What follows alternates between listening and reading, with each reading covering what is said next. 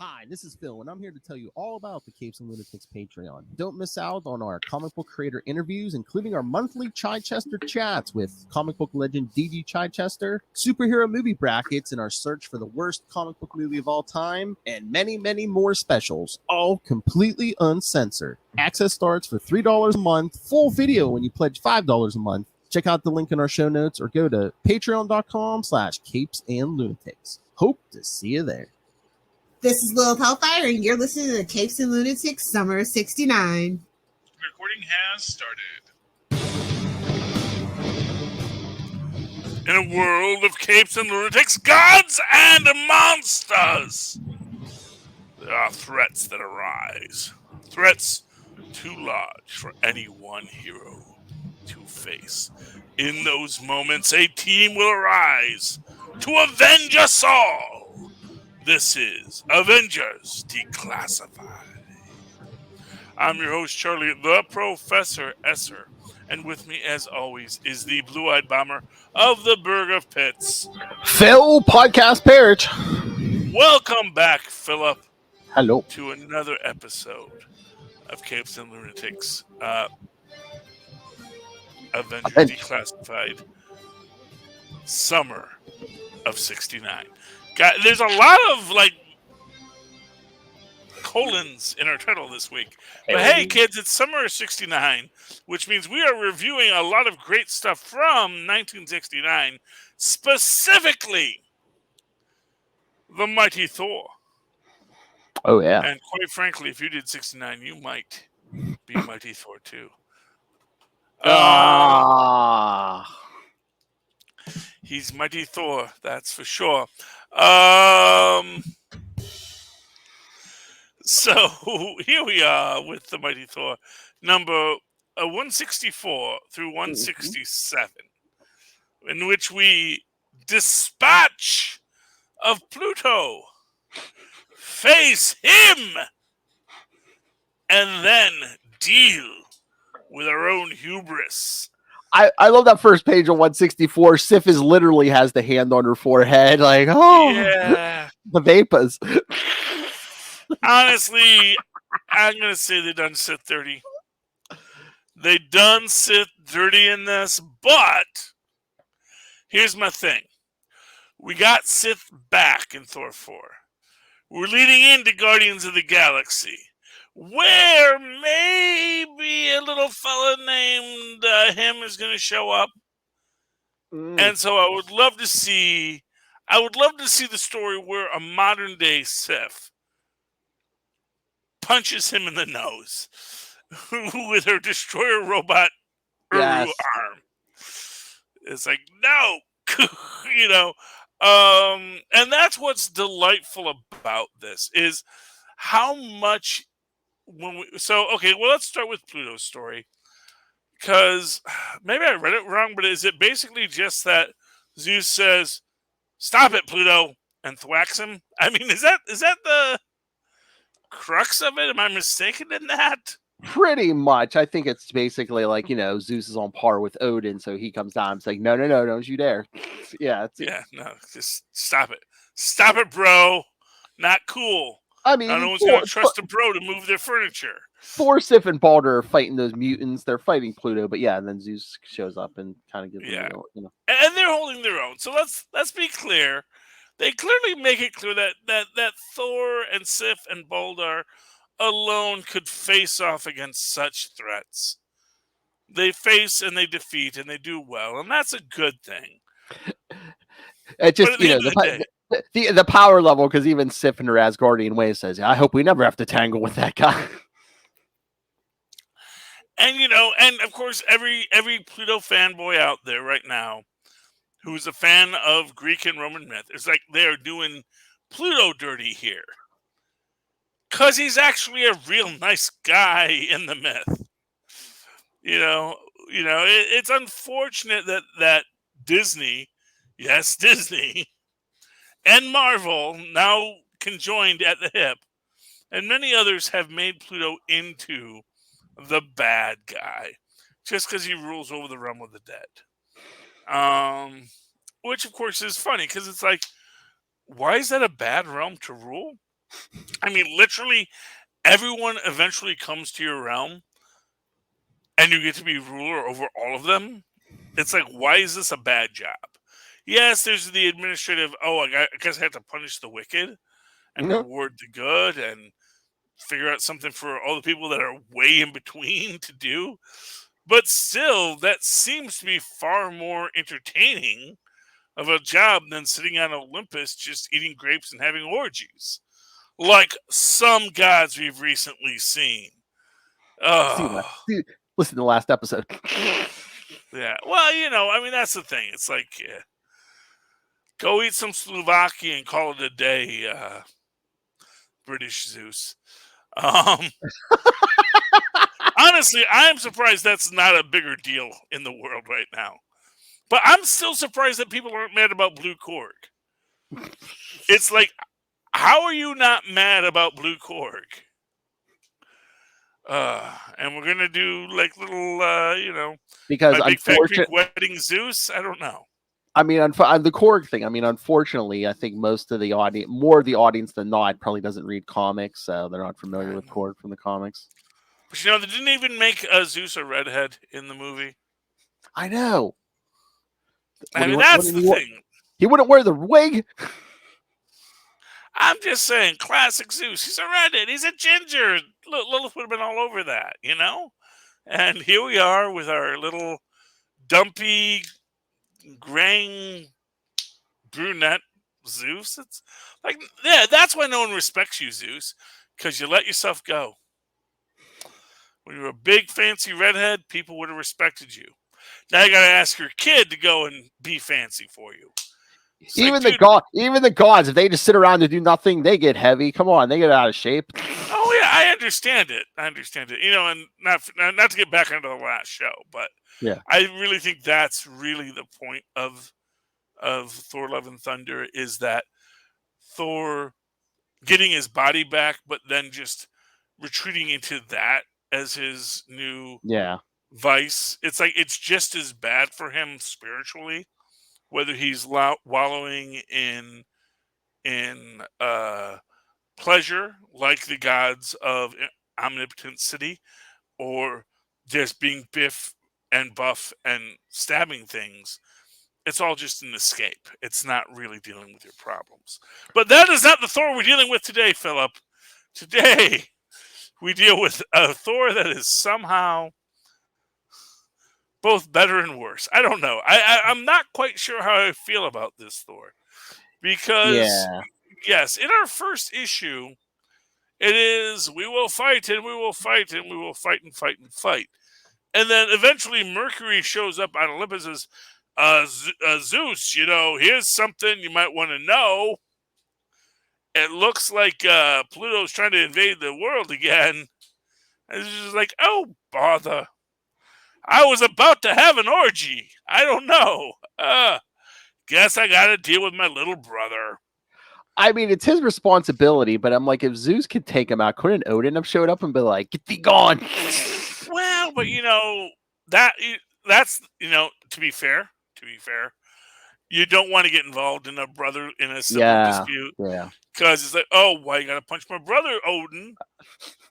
Don't punch my brother. I can punch my brother. You can't punch my brother, And then you get a war of the gods. So Odin's smart. Odin... Get a god bar fight. He punched my son. brother. Pluto's his brother. Well, no, I'm saying Odin would be like, well, your brother punched my son. So it's like, what? Your son can't take a punch? Is that what you're saying? It's like, oh, your little delicate Thor can't get a punch from a Pluto god of the underworld. And before that, he started with his girlfriend. Yeah, well, everyone's starting with Sif, which is why, to me, the MCU exploring that idea in Guardians of the Galaxy 3, right? Yeah, 3. Yeah, I think that's where Adam Warlock's showing up, because they've cast Adam Warlock, so he's showing up somewhere. Yeah. And we got Sif back, and the idea of be a warrior, Lady Sif, who we have seen is out exploring the galaxy, fighting stuff, picking fights. That's why she wasn't in the other movies, because she's looking for a fight. Picked on Gore the God Butcher, still didn't die. Oh no! which is actually kind of. If Sif shows up in Guardians 3, Rocket's going to give her the Winter Soldier treatment. How much do you want for that arm? Yeah, and she's basically, this is Nidavelarian Uru. It will melt your brain, little rabbit. You know. Yeah, but how much? Yeah, but how much? How much? Yeah, I'm not gonna wear it. I'm just want to take it apart and put it back together. You know. Yeah, I am really looking forward to whatever Sif's Asgardian arm is. It's gonna be cool. It's gonna be awesome, and I'm really excited about it. But getting back to the story at hand. So apparently him comes back, and apparently this is not him's first appearance. Apparently he did stuff in Fantastic Four. Yeah, he first showed up in Fantastic Four, Yeah, so he's in Fantastic Four. He's back here, and I love the little... You know what's funny about it is I'm not even sure that's Uatu. You know? Oh, is that what's his face? Aaron the Rogue Watcher. It's just a random watcher who's out driving his watcher mobile. It's like, yeah, I like to study these rocks. That's fun. It's like, oh no. Hey, at least Stan gives us an explanation. Modern comics, they'd be like, oh yeah, he's back on Earth. He must have found his way back to Earth. But Stan gives us the explanation. It's like, oh no, yeah. Well, that's what you gotta appreciate about Stan. Stan's like, no, you know what? People want to know that this is there's a lot of writers who worry about how does Superman shave, and Stan, he anticipated. You know what my readers want to know? How did he get back to Earth after the last time we saw him? And and it's like we could do a whole storyline where he falls back to Earth or this or that, but you know what? It'll be easier just to break this story up. And you know what? Here's what I'm going to tell you. I will wager there was at some point another story in another book somewhere where that satellite comes back to Earth. They're like, what is this strange cocoon? I don't know. Send it to that nuclear research lab. Oh, the one in New Mexico where no one's around. No, send it to the one in the middle of Manhattan. That's where we sell alien. That's where we send alien technology. Yeah, because the Watcher puts that cocoon in the U.S. Space Laboratory satellite that just happens to be floating by. With his little tuning fork, as you do, yeah, with his little Kirby tuning fork. That's how you move things in space, Phil. Did you not know that? I thought that was common knowledge. Oh yeah, we learned that in science. Yeah. So he wakes up and he's like, "I must have a mate," which is like, and here, like I said, doesn't ask, just grab Sif. I know, but this is the difference between like in a modern story, someone would say like, dude, chill. Okay, first off, if you want a mate, you don't just say, "You're a female, right? Can I put my object in you?" That's not how it works among sentient beings. Generally speaking, there are exceptions to every rule, but the whole Kirk thing. It's like, how do we know everything lines up? Well, I mean, not for another. Friend, as I've said many times before, we don't know what Superman's genitals look like. It is a presumption. It is a presumption that he is even male. I mean, he had a kid. It has to be something close. Oh, I'm sure he's got something. Yeah. I mean, basically, yeah. Now we can say that. Yeah. Now that is obvious. But when you started off, it's like, oh, alien landed on Earth, is vaguely humanoid in shape, has male secondary sex characteristics, we assume. But really all he has is like a lack of engorged breasts, which in truth, most species don't have. Although one could argue he actually might have engorged breasts by Kryptonian standards. He got the big old pecs there, so I gotcha. My knockers are fully frosted. Yes, well, you got to keep them frosted. That's how you stay ready for the fight. That's all I'm saying, Phil. And then, anyway, just him grabbing Sif, that's not bad enough. The minute he does that, then Thor's like, "I'm a warrior madness. You grab my woman." Okay, I think it takes a few more episodes to get him to. By the end of the second one, man, he is all bizarre, Yeah, and that's the thing. He goes into his berserker rage, and apparently Warrior Madness is the one unforgivable sin. Again, this is one of these things where in modern storytelling, this is where like, oh, Mjolnir is not responding to me because I am now unworthy. But Mjolnir's like, nah, I'm cool, man. This is like, Warrior Madness. You never forget your first. Hey, maybe it's like technicality. He is trying to save Sif, so but he still has to do his thing. Has to go find Galactus. Although I do love the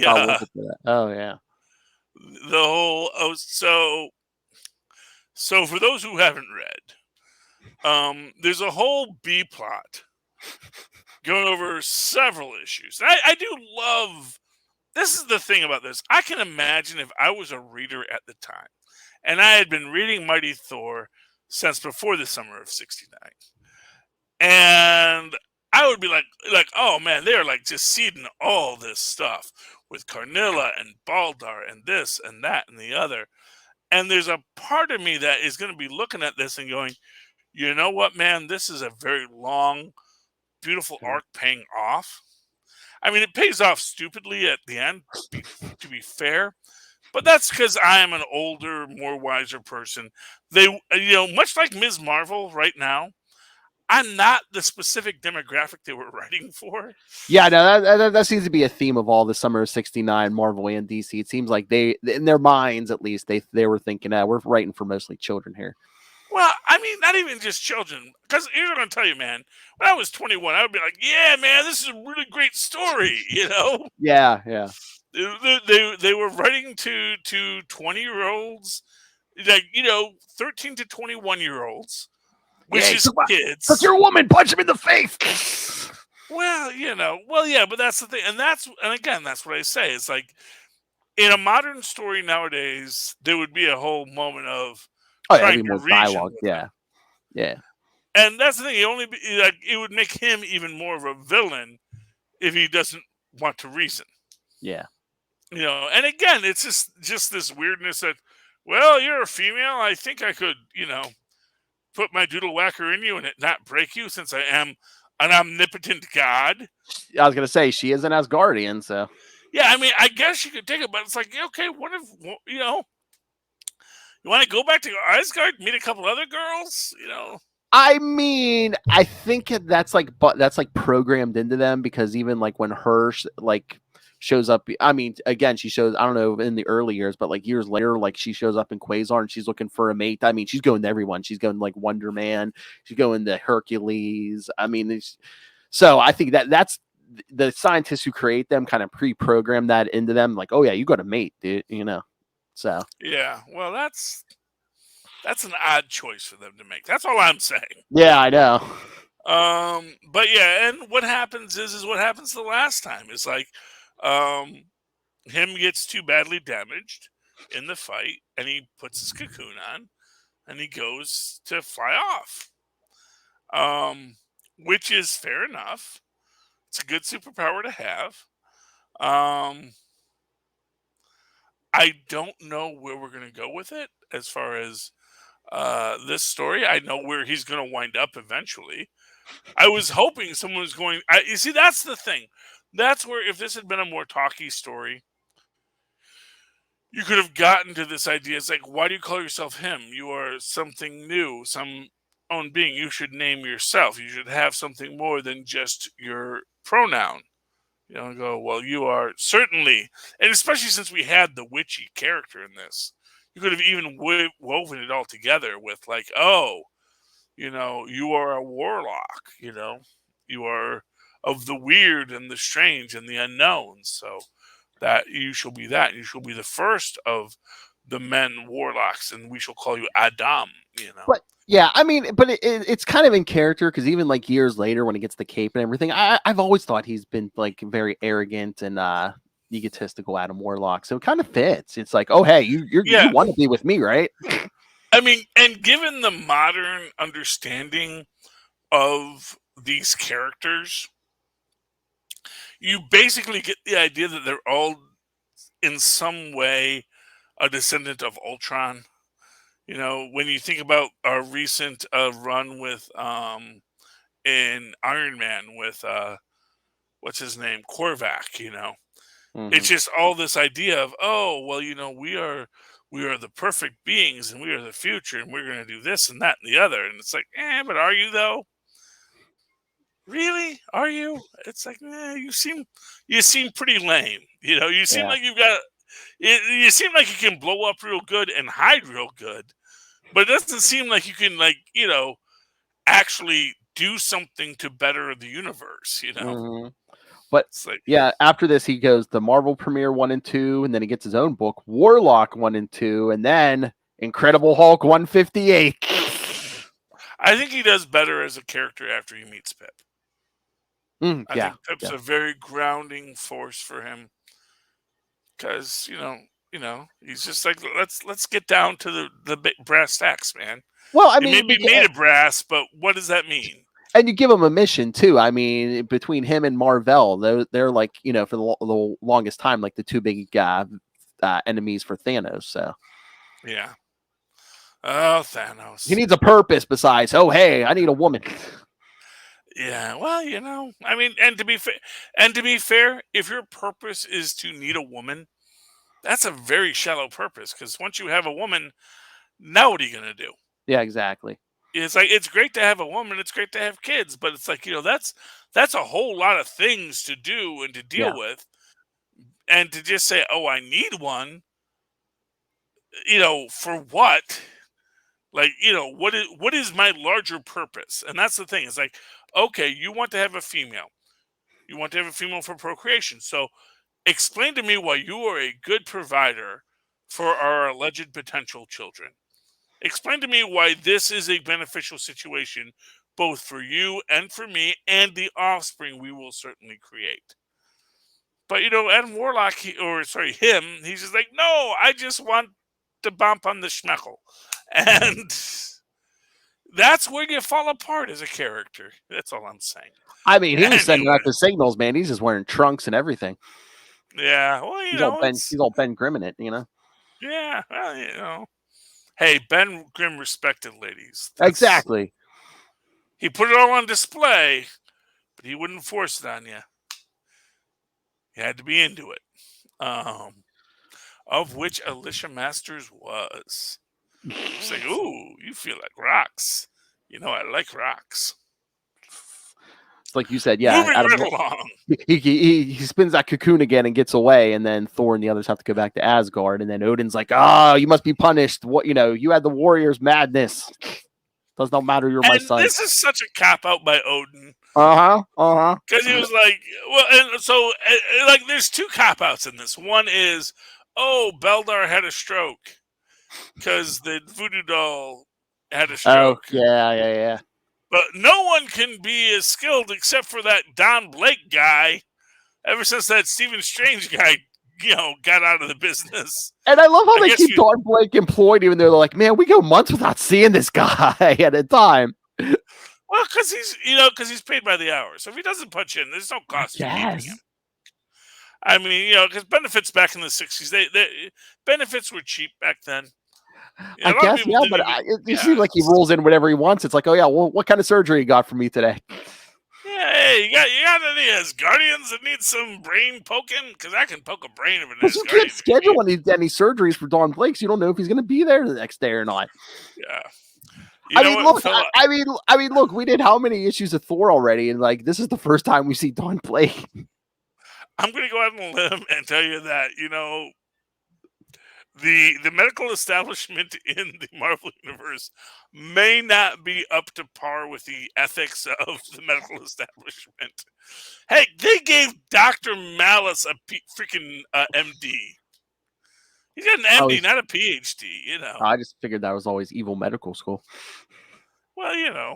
Well, there's lots of evil medical schools out there. You know, where do you think Dr. Doom got his doctorate from? The University of Latveria, you know. Yeah. The only person who got a real doctorate is Dr. Octopus.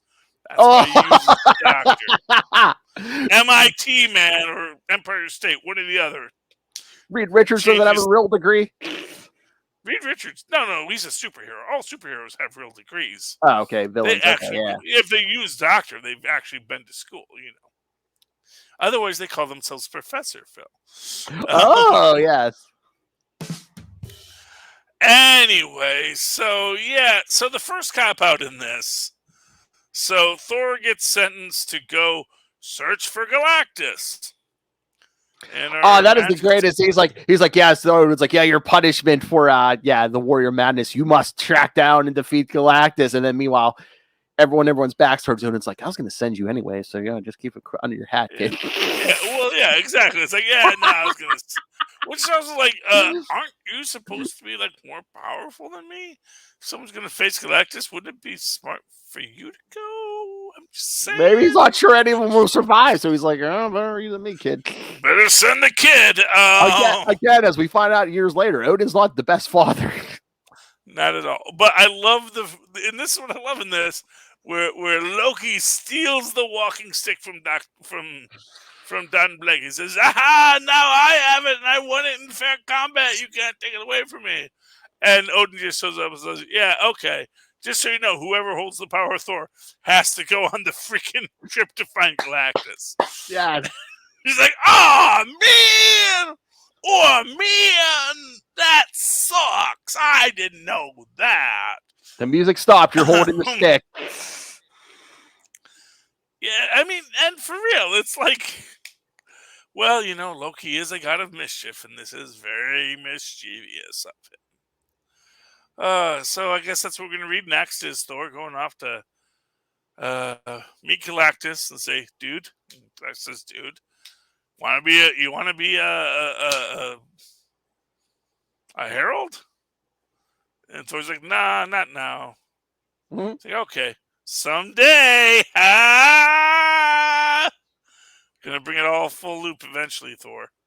You wait. But yeah, so Thor has to go find Galactus. We'll watch about that later. All right, Philip, you want to talk about any Avengers comics before the end of the show? Sure. What you read? What you got? I'm sure you probably read Savage Avengers, right? Of course I read Savage Avengers. I'm sure. I'm sure it's got Conan in it. I love Conan. Let me just find where I put it. It's also had Captain America, which was out last week, but, I had so many books, Phil. I've only read like half of them. Got Avengers Forever, King Conan, Captain America, Sentinel of Liberty, Iron Man, Captain Carter. Dang it. Everything's going missing on me. Other Captain Carter, Savage Avengers. I found it. Big reveal. Yes, the real identity of Deathlock. Yeah. Oh my goodness, we found this random body in a grave. Let's turn it into a robot for some reason. I can't imagine this will come back to bite us on the butt. What? Who is Deathlock, Philip? Well, after the Avengers, wake up that personality in the body. Yes, we see. This Deathlock is was Miles Morales. What a way to go, man. I am, as always, very confused by our Savage Avengers. I'm enjoying it. I am enjoying it without a doubt. But it's one of the. It's a really good. It's nice to see modern heroes in the Hyborian Age struggling in their own way, but also finding their own way to grow. The little bit of necromancy by Daredevil is fun. And just in general, Conan fighting people is always fun. You know. But yeah, I mean, without a doubt, at the end of it, the big reveal, even as clearly, oh my gosh, the bad guy has somehow taken over, that Deathlock remembering he was once a spider. Which, honestly, that we don't get a Spider-Lock somewhere in the Spider-Verse. Now I'm mad that they're the first people to think of it. What did you think, Philip? It's interesting. I was like, oh wow, we're going there. So Yeah. I mean, yeah, I was coming back in next month anyway, but yeah, I saw that. I was like, ooh. Did you read our Avengers Forever #7 last week? Oh yes, with all the Steve Rogers, yes. I like this. I like them pushing like the army of Steve Rogers, and I like also in this. It seems like the idea that no, all the Captain Americas are just finding all the reject Captain Americas because we're going to make a bunch of awesome Captain Americas in this, and make an army of Captain Americas, which is it's just freaking crazy enough to work. They even get Weapon America to pop his claws again. But you know what I like best about this is when we see the captains in charge of it. Not only do you have Yeoman America and apparently a classic captain and a Cap Wolf, you also have Gorilla Captain America from the Monkeyverse, who is, in my opinion, probably one of the most overpowered Captain Americas in existence. He is also a savage monster who will kill you as soon as look at you, because that is the secret of the Monkeyverse. Is that we're monkeys, man. We make war. But you also have Lil Cap. Lil Cap made it through. I appreciate that, and I think that having them at the two sides of the panel shows the balance between the idealized sweet Cap and the hardcore man. Sometimes you just gotta punch a Nazi Cap and punch their head clean off. So that's good. And then you got. I wonder if it's going to be a reveal that Deathlock is our Miles Morales Deathlock. Ooh, maybe. Got a lot of time travel in this. Got a lot of stuff going on. Oh yeah. Got him and who's that guy? Who is that guy?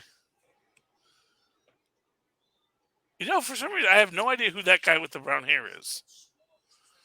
I don't have the issue in front of me. Because obviously that's Robbie Reyes, Ghost Rider. Is that supposed to be Bucky Barnes, maybe? Or where's my hold on. I don't know who anyone is anymore, Philip. There's too many books and they're confusing me. Look. But yeah, if you want to throw something else out here, I'll look okay, you looked it up. Let's Oh, here we go. Just speaking of Conan, King Conan #6. I think this is our last issue for it. I think so, yeah. As last you will recall, he was him and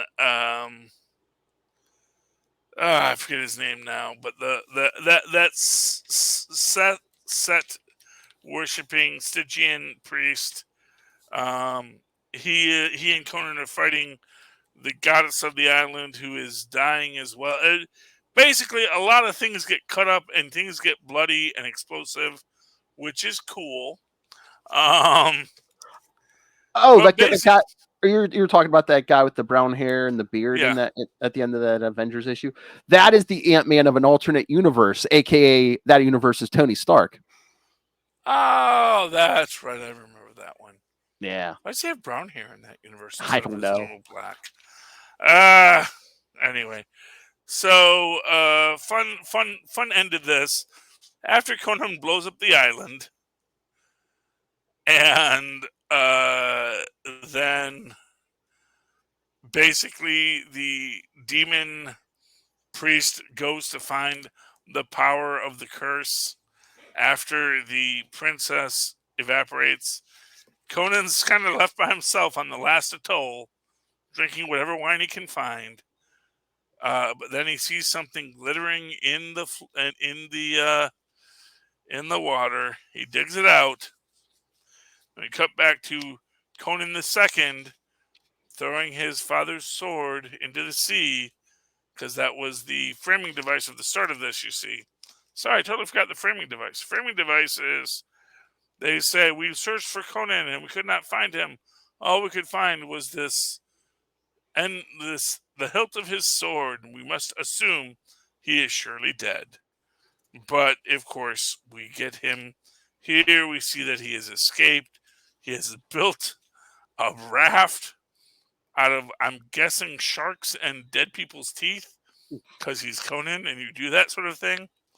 And let me flash back to Conan as a young child who once climbed a tree and looked out on all of creation and wanted to see what more the world had.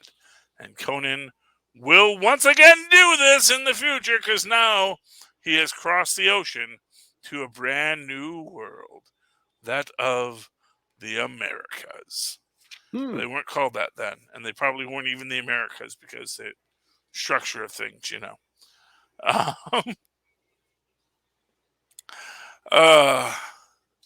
So I also have a Captain Carter. I have Captain America from last week. I don't know if you want to save that for when we talk to the. I mean, I don't care. I mean, if you want to throw out what your thoughts were on Captain America, I mean, I've been loving that. I mean, Yeah, I go like Captain America. You know, I don't know. Let me say this. I like the Captain America journey. I do not like this weird cult group of the Machine and the money and the power and love. Love's a thing. But honestly, we don't have the full story yet, so. Yeah, I know, but it's like, oh God, so we need another clandestine super secret organization that's been running everything forever instead? I like it. I understand why they're doing it. But it's like, okay. One more for the kids in the back. You know, I guess, you know, at a certain point, you know, I guess you can only punch Nazis so many times in the face. And then you got to ask, why are there even Nazis in the world? And two, you have to come up with more villains, because you got 2 Captain Americas now, too. Well, fair enough. I imagine this is going to tie somehow back to what Hickman was doing with his S.H.I.E.L.D. series. Maybe. Which I think never actually wound up ending. In fact, it would not surprise me if the Machine is in fact Tesla. Oh, maybe. You know, honestly, oh gods. Now, okay. So the Machine is Tesla. So mark my words, the Machine is Tesla. The money is Newton. The power is somebody else. I don't know. Oh, power is maybe Galileo or Nostradamus. The love is the chick, because they need a chick. And then the revolution is actually, the revolution could be Galileo. I don't know. Although I guess it's implied the revolution is one of the Captain Americas. I don't know. I don't know who he's supposed to be. But it's interesting. My real question is, where's my protocide? They teased me a protocide at the start of this. I would love to see a protocide. Because I want to confirm my theory that protocide is actually super intelligent. He just isn't talking because he's a little overwhelmed by how smart he is. Because in the same way that a skinny guy getting a bunch of muscles suddenly starts overrunning things and smashing into stuff, a guy who was just regular intelligence who suddenly is super smart is going to be like, why is everything moving so slow? We could get protocide. I believe I saw an article somewhere that these 2 writers are fans of like past arcs and like runs. So they they possible. teased him in that first run. You know? Yeah. And what I will say is, like, to tease protocide is a big tease.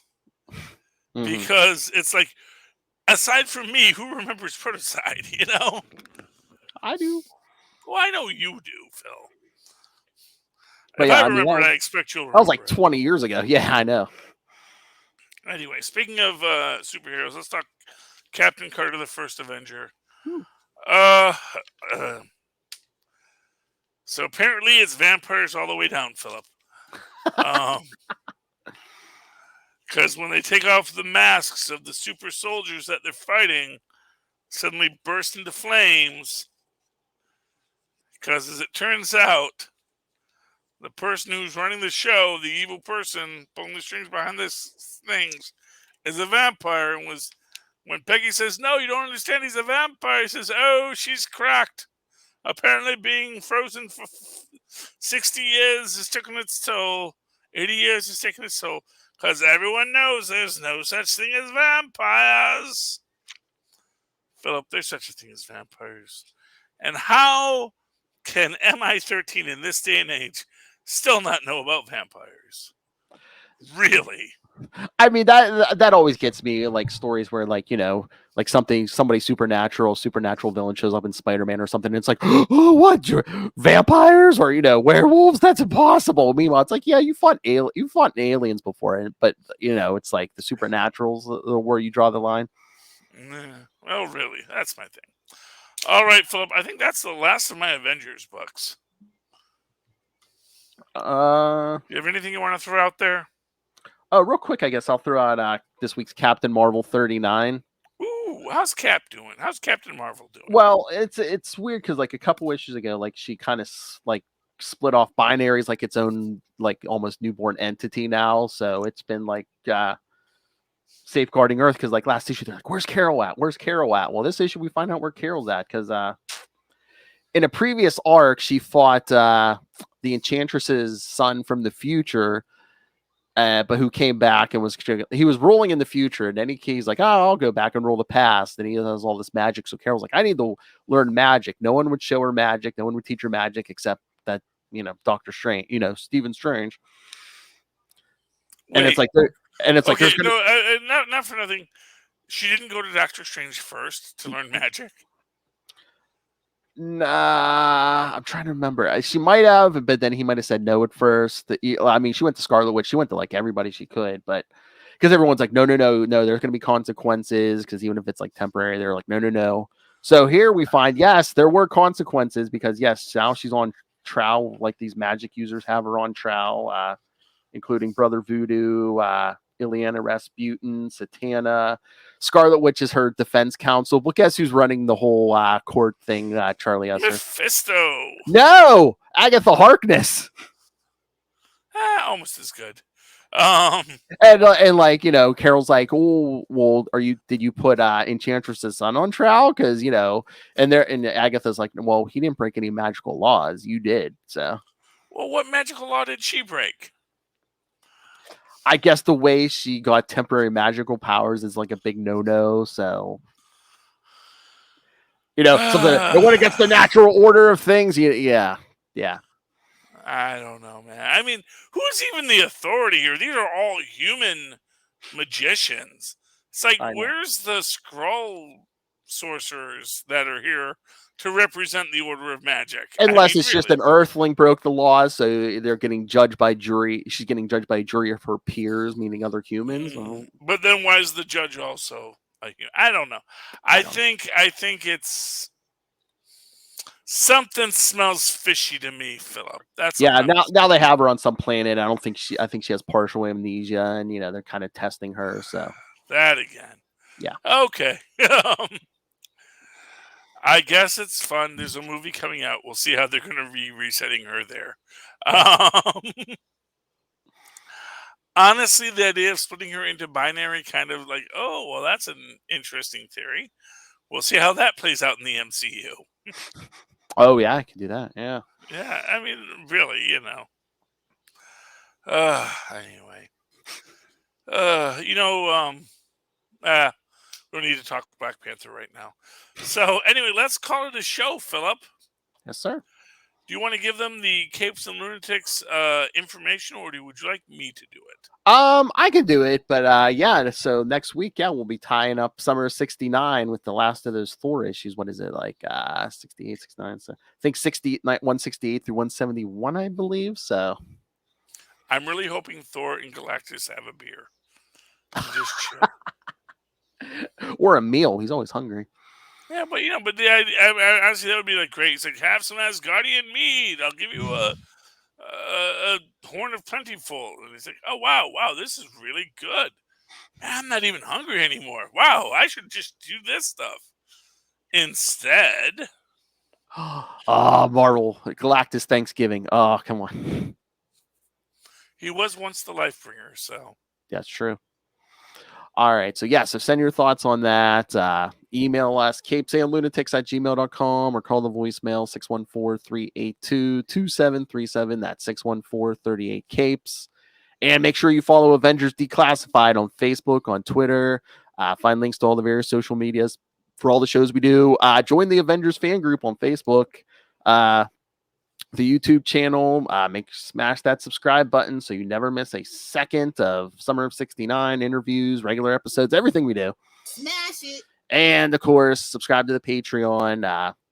Get early access to creator interviews, including Mr. DG Chichester every month. I got the good mic out for you guys. And superhero movie brackets because those loves pain. So the July episode will be Catwoman versus Green Lantern. So subscribe now so you don't miss it and get all the previous episodes. And also we get, if that's not enough, merch, cups, t-shirts, phone cases, and more.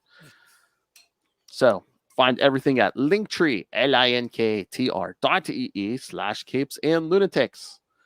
All right, Charlie S. here. If people want to talk Adam Warlock or Galactus or whoever, where can I get a hold of you?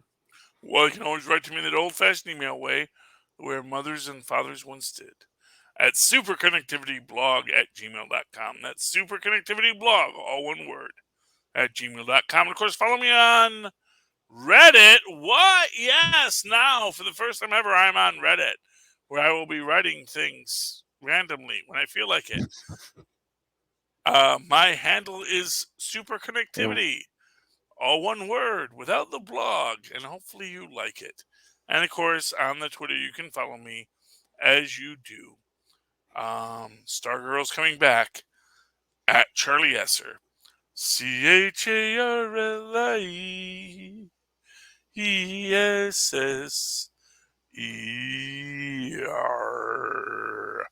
Look for the two E's in the middle.